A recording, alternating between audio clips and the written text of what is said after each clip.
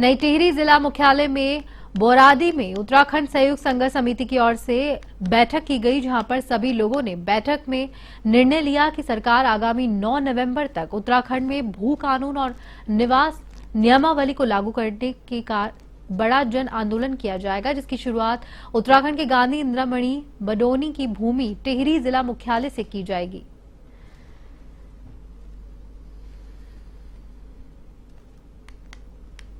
यहाँ पर श्री गोदयाल जी द्वारा भू कानून तथा मूल निवास के संबंध में एक आम बैठक बुलाई गई है, जिसमें सभी लोग अपने अपने विचार प्रकट कर रहे हैं। और मैं स्वर्गीय श्री इंद्रमणि बडोनी जी मंच का संयोजक होने के नाते श्री गोदयाल जी को ये आश्वासन देता हूँ कि जो भी कदम उन्होंने उठाया है ये पहाड़ के हित में है। मूल निवास तथा भू कानून बनना चाहिए, तभी यहाँ पहाड़ का क्षेत्र सुरक्षित रह सकता है। और जैसे उन्होंने घोषणा की है कि 9 नवंबर से वो इस कार्यक्रम का भूगर्ताल में बैठेंगे, तो यदि ऐसा कदम भी लिया जाता है तो हमारा पूरा समर्थन उनको रहेगा। उत्तराखंड संघर्ष समिति के द्वारा आज यहाँ पर भू कानून को लेकर एक मीटिंग आहूत की गई है, और जिसमें सबने मिलकर तय किया है कि अगर 9 नवंबर तक हमारी मांग पूरी नहीं होती है, उत्तराखंड में भू कानून नहीं बनता है, तो श्रीमान राकेश गोदयाल जी, जो कि संघर्ष समिति के जिलाध्यक्ष भी है, यहाँ पर आंदोलन में आमरण पर बैठेंगे और संपूर्ण जिले का युवाओं का, अभिभावकों सभी का उनका समर्थन होगा और उनके साथ बढ़ चढ़कर लड़ाई में भागीदारी करेंगे। ये भू कानून की आवश्यकता इसलिए पड़ रही है कि जब से उत्तराखंड बना है, जितने भी सरकारें बनी हुई किसी ने भी इस तरफ ध्यान नहीं दिया। आप ही देखिए कि हमारा सारा पहाड़ बिक चुका है। कि पहाड़ को बचाने के लिए इसकी आवश्यकता, बहुत सशक्त भू कानून बनाने की आवश्यकता है। इसीलिए हमने अभी छोटी सी पहल की है, आगे भी होकर बहुत संघर्ष किया जाएगा। और मैं आपके माध्यम से सरकार को ये भी बताना चाहता हूँ कि अगर 9 नवंबर तक भू कानून नहीं बैठा तो मैं आमरण अनशन। उत्तराखंड में विभिन्न गांवों में विशेष समुदाय के प्रवेश को लेकर साइन बोर्ड लगाए गए हैं। जगह जगह पर विशेष समुदाय की ओर से की जा रही हरकतों से हिंदू संगठनों में आक्रोश बना हुआ है।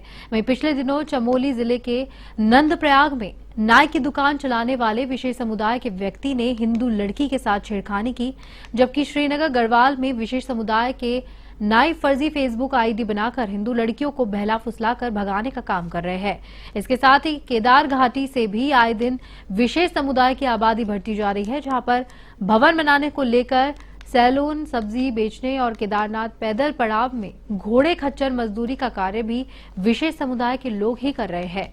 केदारनाथ घाटी में बढ़ रही विशेष समुदाय की आबादी से हिंदू संगठन से लेकर सामाजिक कार्यकर्ताओं ने चिंता जाहिर की है।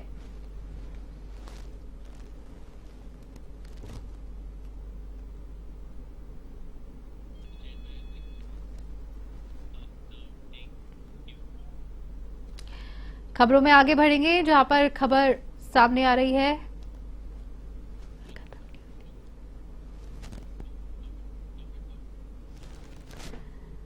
प्रदेश उपाध्यक्ष संगठन और प्रशासनिक मथुरादास जोशी ने प्रेस कॉन्फ्रेंस की, जहां निकाय चुनाव को लेकर कई विषयों पर बैठक की गई।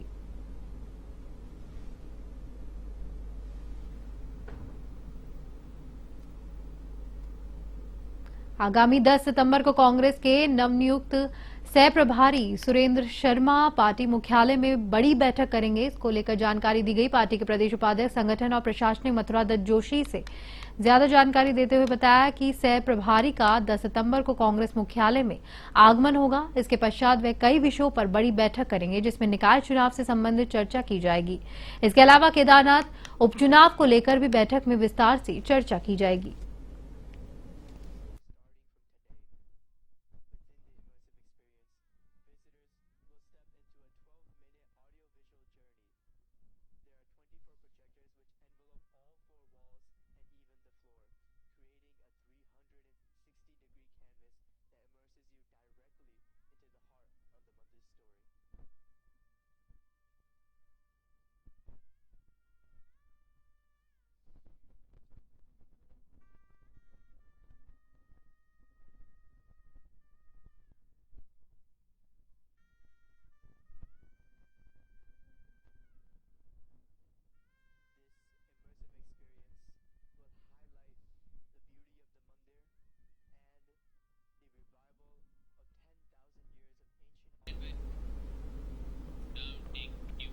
हल्द्वानी में महिला अपराधों और महिला सुरक्षा को ध्यान में रखते हुए डीएम नैनीताल ने एक कमेटी का गठन किया है जो हल्द्वानी शहर के तमाम स्कूल में जाकर छात्राओं और महिलाओं से बातचीत कर रही है।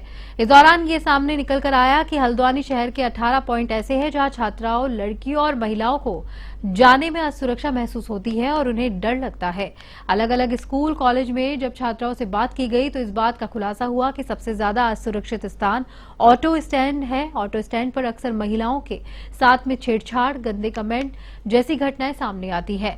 अब पुलिस इन 18 पॉइंट्स पर सघनता से चेकिंग कर रही है।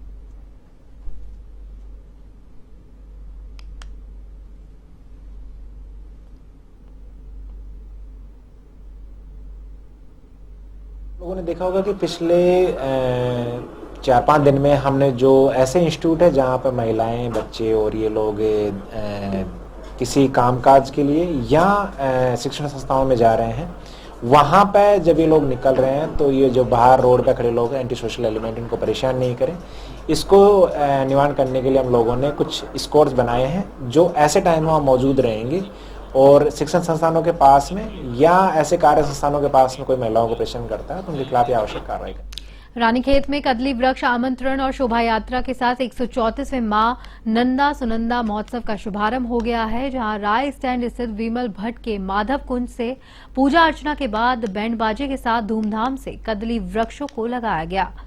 रविवार से मां नंदा सुनंदा की मूर्तियों का निर्माण किया गया, जहां पर 11 सितंबर को ब्रह्म मुहूर्त में पूजा अर्चना के साथ प्राण प्रतिष्ठा की। रानीखेत बाजार से नंदा देवी मंदिर परिसर तक ढोल, नगाड़े, निशान और छोलिया नृत्य के साथ भव्य शोभा यात्रा निकाली गई। इस बार नंदा देवी महोत्सव में पहली बार राजपुरा ग्राउंड में मेले का आयोजन किया जा रहा है, जिसको लेकर क्षेत्रीय जनता में खासा उत्साह देखने को मिला।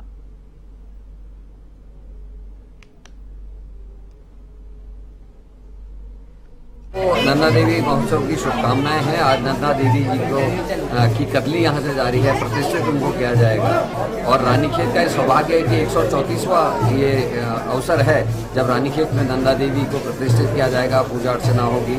सुरेंद्र शाह आज राजा के रूप में इसमें उपस्थित रहेंगे। बहुत ही सुंदर कार्यक्रम है। माता का आशीर्वाद पूरे उत्तराखंड को मिले और उत्तराखंड की तरक्की हो, शांति हो और हमारा उत्तराखंड खूब आगे बढ़े, यही मनोकामना। कदली वृक्ष आमंत्रण दिवस के अवसर पर मैं पूरे क्षेत्रवासियों को बहुत बहुत शुभकामनाएं देता हूं। हमारे लिए बड़े गौरव की बात है कि रानीखेत क्षेत्र की में आज 134वां नंदाष्टमी दिवस मनाया जाएगा। उसके पूर्व संध्या पर जो कदली वृक्ष की पूजा होती है, कदली वृक्ष की मूर्ति बनाई जाती है, उसकी आज पूर्व संध्या है। यहाँ पर भारी संख्या में हमारे रानीखेत के तमाम बुद्धिजीवी लोग, मातृशक्ति, व्यापारी, युवा सभी लोग यहाँ पर आए हैं। उत्तराखंड में खाली हुई केदारनाथ विधानसभा सीट पर उपचुनाव को लेकर बीजेपी और कांग्रेस दोनों तरफ से जीत के दावे किए जा रहे हैं। बीजेपी ने उपचुनाव के लिए मंत्रियों और मंडल वाइज प्रभार दे दिए हैं, जहां पर कांग्रेस भी अपने जमीनी कार्यकर्ताओं के दम पर चुनाव की तैयारी में लग गई है। कैबिनेट मंत्री गणेश जोशी ने कहा कि सोमवार को केदारनाथ विधानसभा में जाएंगे और वहां एक मीटिंग करेंगे। वहीं कांग्रेस का उपाध्यक्ष मथुरा जोशी ने कहा कि कांग्रेस उपचुनाव को बहुत गंभीरता से लड़ेगी और उन्हें पूरा विश्वास है कि जनता उन्हें अपना आशीर्वाद जरूर देगी।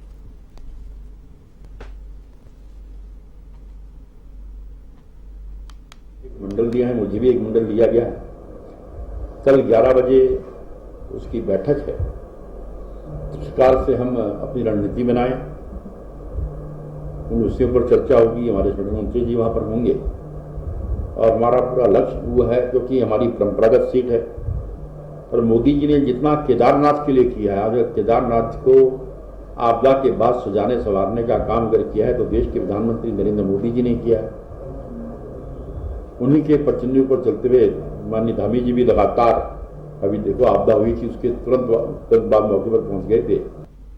देखिए, कांग्रेस चुनाव को बड़ी गंभीरता से लड़ेगी और बड़ी शिद्दत से लड़ेगी। जिस तरीके से हमने बद्रीनाथ और मंगलौर का चुनाव लड़ा है, हम उसी पैटर्न में इस चुनाव को भी लड़ेंगे। वहाँ हमारे कार्यकर्ता बूथ स्तर पर कार्यकर्ता होंगे और मंडल स्तर पर कार्यकर्ताओं की ड्यूटी रहेगी, सेक्टर लेवल पर कार्यकर्ताओं की ड्यूटी लगेगी, न्याय पंचायत स्तर पर वरिष्ठ नेताओं की ड्यूटी लगेगी और चुनाव पूरी ताकत से लड़ा जाएगा। और निश्चित रूप से जिस तरीके से श्री केदारनाथ की जनता ने कांग्रेस को आशीर्वाद दिया, हमारा विश्वास है कि श्री केदारनाथ की जनता भी कांग्रेस पार्टी को आशीर्वाद देंगे और हमारा। देहरादून के बालावाला स्थित वेडिंग पॉइंट में 14वीं बटालियन गढ़वाल राइफल्स को 49 स्थापना दिवस बनाया गया, जहां पर धूमधाम से 49वां स्थापना दिवस मनाया। कार्यक्रम के मुख्य अतिथि सैनिक कल्याण मंत्री गणेश जोशी ने दीप प्रज्वलित कर शुभारंभ किया। कार्यक्रम के दौरान देश की रक्षा के लिए अपने प्राणों की आहुति देने वाले वीर शहीदों को राष्ट्रीय स्तर पर भाजपा संगठन महापर्व के तहत सदस्यता अभियान का आगाज हो गया है। वहीं सीएम पुष्कर सिंह धामी ने बीते दिनों भाजपा कार्यालय पहुंचकर भाजपा की सदस्यता को रिन्यूअल कराने और इसके बाद अभियान को पूरे प्रदेश में चलाया जा रहा है। भारतीय जनता पार्टी ने इस बारे में अपनी विचारधारा से उलट मुस्लिम वर्ग पर भी खास रणनीति को तैयार किया है।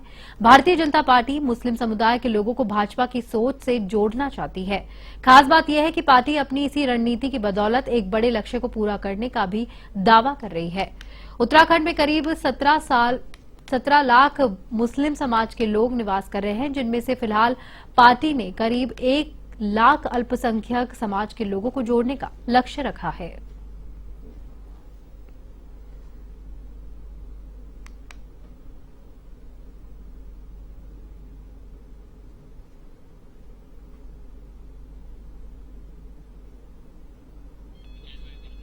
प्रदेश में बिगड़ती कानून व्यवस्था को बढ़ते महिला अपराधों को लेकर हल्द्वानी में कांग्रेस कार्यकर्ताओं ने प्रदेश सरकार पर जमकर हमला बोला। साथ ही कांग्रेसी कार्यकर्ताओं ने प्रदेश सरकार और मुख्यमंत्री को चूड़ियां भेजी। कांग्रेस कार्यकर्ताओं ने कहा कि चूड़ियां नारी शक्ति का प्रतीक है, लेकिन इस समय उत्तराखंड प्रदेश की हालत ऐसी है कि हर तरफ अराजकता ही बनी हुई है। प्रदेश में ऐसा लग रहा है कि कहीं कानून व्यवस्था नहीं है, लिहाजा सरकार या तो इन चूड़ियों की रक्षा करे, नहीं तो किसी महिला को मुख्यमंत्री की कुर्सी पर बिठा दे।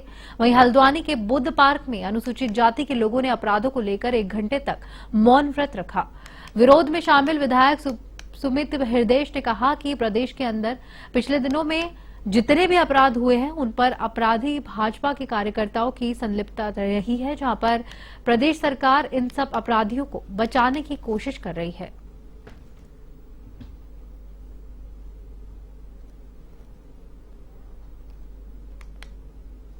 लगातार जो बढ़ती जा रही है, ये जो नफरत इन्होंने लोगों में, समाज को बांटने के लिए इन्होंने नफरत जो जड़ों में डाली, वो हिंसा में तब्दील होकर और अब समाज में जो कुकृति है वो सामने आ चुकी है। इसके लिए भारतीय जनता पार्टी की नीति रीति भी दोषी है और जो संलिप्त है उनके संरक्षण में जो वो कार्य कर रहे हैं, ये हमें कतई कबूल नहीं है। इसके खिलाफ कांग्रेस लगातार कार्यक्रम कर रही है। अभी वहाँ चूड़ी देने का अभियान था, यहाँ पे हमारे एससी विभाग ने मौन व्रत करा है। आज 3:30 बजे महानगर कांग्रेस, जिला कांग्रेस भी प्रदर्शन कर रही है। प्रदेश में भयावह स्थिति है।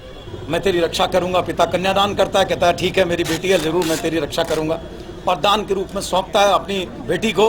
ये हमारे यहाँ की सनातन परंपरा है। इन्होंने देश का आर्थिक बलात्कार किया, इन्होंने बेरोजगारों के बच्चों को बेरोजगारी कर करके उनका आप समझें उनके सपनों का बलात्कार किया। आज ये बच्चियों का बलात्कार करने पे आ गए। इनके नेता मुलव्विस हैं भारतीय जनता पार्टी के। हर तरफ देखो बाढ़ सी आ गई, और बेलगाम अधिकारी रुद्रपुर का एसएसपी बोल देता है, खुलेआम बोल देता है कि हर किसी की जिम्मेदारी मेरी तो नहीं है। तो ये सब जो अराजकता पूरे समाज में बैठी है भारतीय जनता पार्टी के द्वारा फैलाई जा रही है, उसके विरोध में हम उनको चूड़ियां भेज रहे हैं। सरकार को हम ये चूड़ियां इस आशय से भेज रहे हैं कि इस चूड़ी की लाज रखो, शर्म करो, और अगर नहीं है तो छोड़ दो सत्ता। पिछले कुछ दिनों से हमारे प्रदेश में बढ़ रहे हैं और सरकार की पूरी तरह से निष्क्रियता दिखाई दे रही है। सरकार महिलाओं के साथ अपराध के खिलाफ बोलने के लिए तैयार नहीं है। जिन महिलाओं के साथ अपराध हो रहे हैं, आप एक नैतिक जिम्मेदारी के तहत उनके घर जाने को तैयार नहीं है, तो उसके खिलाफ आज हम सभी यहाँ पर मातृशक्ति कांग्रेस के कार्यकर्ता, युवा शक्ति भारी मात्रा में एकत्रित हैं। और आज का जो कार्यक्रम है वो ये देखते हुए कि महिला जो चूड़ियाँ होती है वो महिला शक्ति का प्रतीक होती है, तो आज हमारी तरफ से चूड़ियाँ सरकार को और मुख्यमंत्री जी को भेंट की जा रही है कि शायद वो चूड़ियाँ देख के उनको ये समझ आएगी या ये याद आएगा कि आप वो मातृशक्ति को नहीं, आप मातृशक्ति की सुरक्षा नहीं कर पा रहे हैं जिस